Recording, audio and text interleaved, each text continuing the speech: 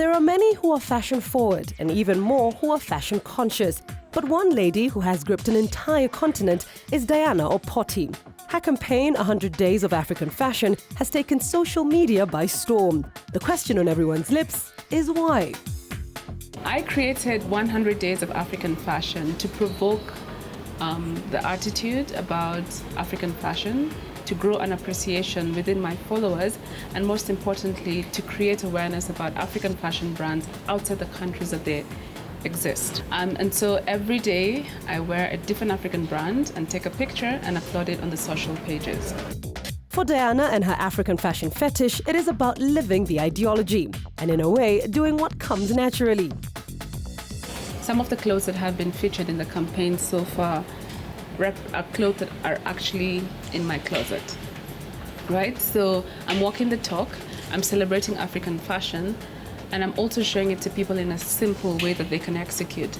It's not just about glamorous settings or occasions. You can wear African brands to work. There's not one predefined style for what African fashion is. So I'm taking it away from magazines, which do brilliant work, and I'm bringing it to people in a very normal way.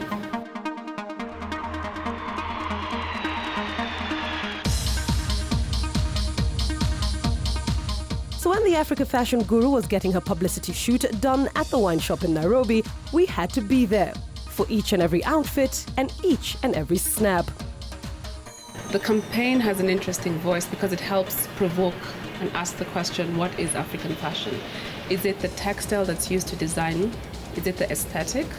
What place does traditional fashion have? How can we update traditional textile and production methods for modern, contemporary luxury clothes?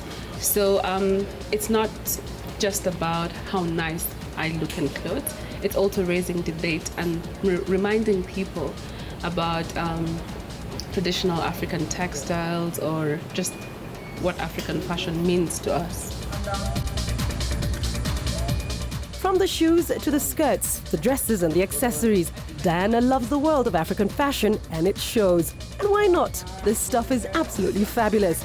As a result, she has the entire globe talking. The good thing about social media is it really has no boundaries, and already companies in the US and the UK are aware that there's an interesting campaign and people are trying to see how to integrate their own brands within what I'm doing. The other interesting thing as well is that we've got a lot of Africans in the diaspora communities in the US, UK, Australia, Canada, and other European countries. So it's not just my effort. There are a lot of people, again, who are doing specialized Black or African fashion weeks, like African Fashion Day Berlin or Black Fashion Week in Paris. So collectively, the noise is getting picked up because it's one hashtag. It's African fashion, it's African luxury fashion. So what next after 100 days of African fashion?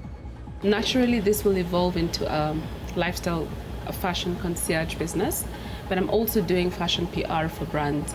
And the positioning is to get African fashion labels who want a presence in Nairobi, which is basically where I live. I want to be able to show them strategies and also help them understand how they can position their brands in my city to a very, very interesting and eclectic group of people, both expatriates and locals.